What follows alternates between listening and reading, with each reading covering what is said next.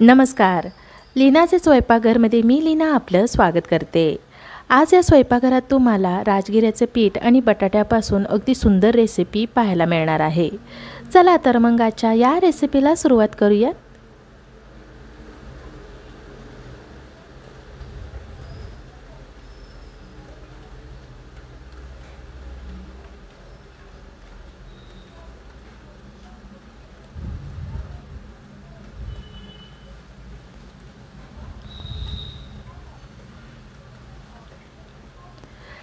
एका भांड्यामध्ये 3 उकडलेले बटाटे उकडून घेतलेले आहेत.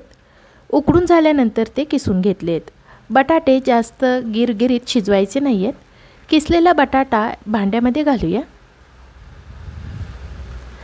2 हिरव्या मिरच्या, 1 इंच आले याची पेस्ट बनवून घेतलेली आहे. तयार केलेली पेस्ट घालूया.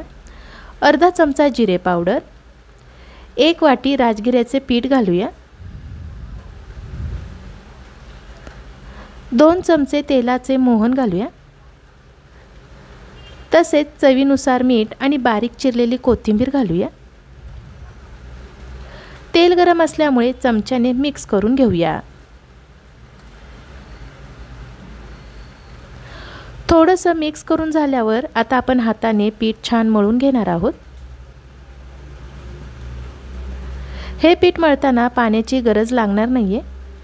पीठ थोडं पातळ वाटत आहे म्हणून आणखीन अर्धी वाटी राजगिऱ्याचं पीठ घालत आहे.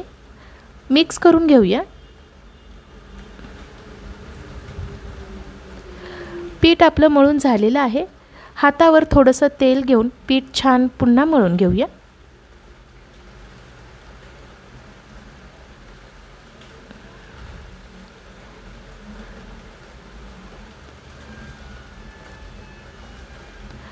पीठ मळून झालेलं आहे. आता याच्यावर झाकण ठेवून 10 मिनिटे पीठ भिजण्यासाठी बाजूला ठेवूयात.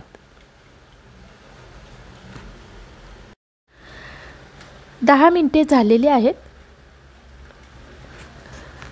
आता आपण टिक्की बनवायला घेऊया. हाताला तेल लावून लिंबू एवढा आकार घेऊन तळ हातावर टिक्कीचा आकार होईल असे थापून घेऊया.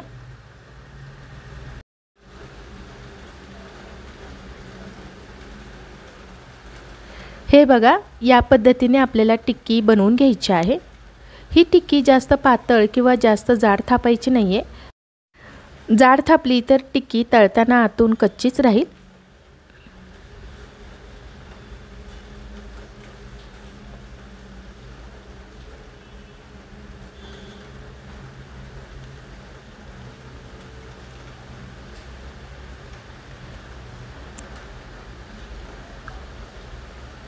हे बघा, अशी आपल्याला टिक्की बनवून घ्यायची आहे. अगोदरच मी कढईमध्ये तेल गरम करायला ठेवलेलं होतं. आता याच्यामध्ये एक टिक्की घालूया. तेलाच्या प्रमाणे टिक्की तळण्यासाठी घालायची आहे.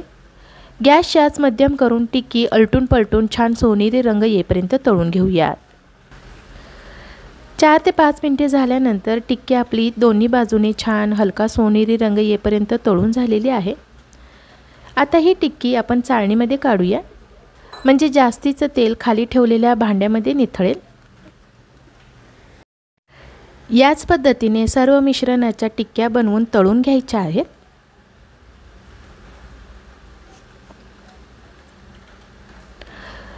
सर्व टिक्क्या तळून झालेल्या आहेत. ही बघा, टिक्की कशी छान टम्म फुगलेली आहे. या टिक्कीसाठी कोणत्याही चटणीची किंवा साराची गरज लागत नाही. गरम गरम किंवा थंड असली तरी खायला छान वाटते. ही टिक्की तुम्ही उपवासाच्या पदार्थामध्ये थोडासा बदल म्हणून बनवू शकता किंवा नाश्त्यासाठी बनवू शकता किंवा डब्यासाठी सुद्धा थोडासा बदल हवा असेल तरीही बनवू शकता. मला आशा आहे आजच्या या रेसिपीची तुम्हाला थोडीफार मदत झाली असेल. आजची ही रेसिपी तुम्हाला आवडली असेल तर लीनाचे स्वयंपाकघर या यूट्यूब चॅनलला सबस्क्राईब जरूर करा. धन्यवाद.